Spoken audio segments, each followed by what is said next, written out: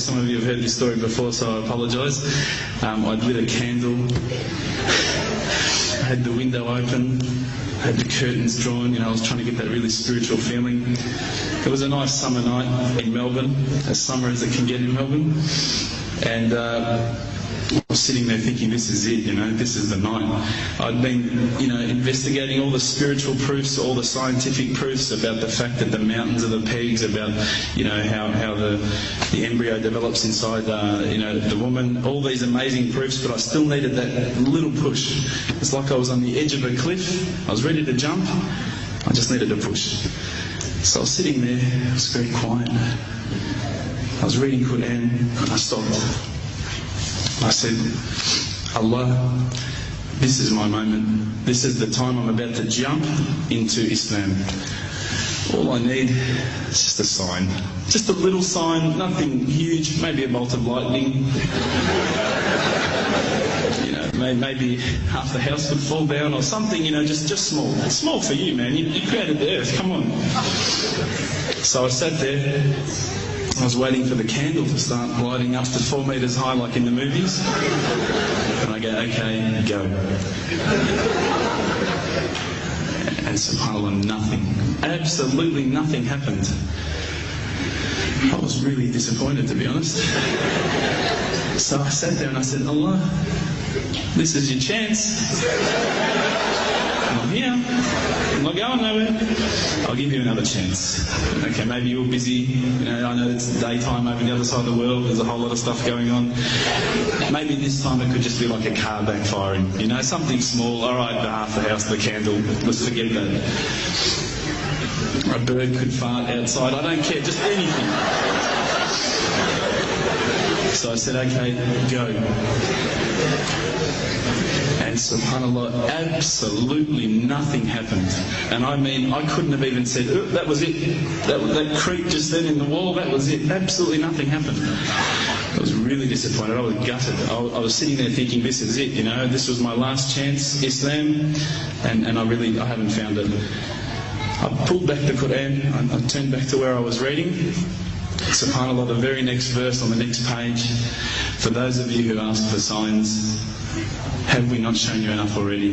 Look around you, look at the stars, look at the sun, look at water. These are the signs for the people of knowledge. SubhanAllah.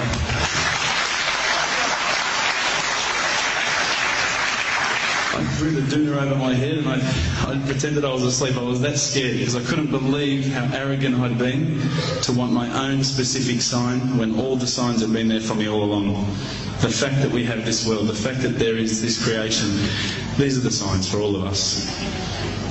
The next day I decided this is it, I'm becoming a Muslim. I'd been investigating Islam now for probably about 6 months, to be honest. I went in and I said to myself, this is it, I'm going to make shahada. I had no idea what I had to say, I had no idea what the words were. It was probably close to Ishart prayer, so it would have been 7, 8 o'clock at night. I went in and I couldn't believe it, there was about 1,000 people at the mosque. I thought, subhanAllah, look at this religion. Look at how strong they are. It was the first night of Ramadan.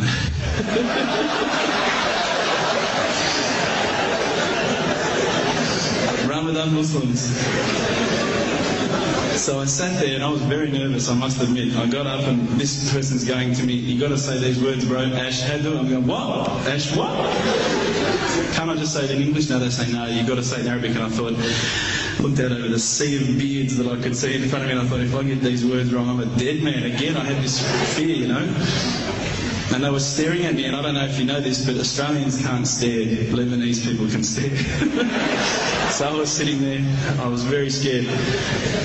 I got up, and subhanAllah, as soon as I started to say the words, all fear went out of my mind.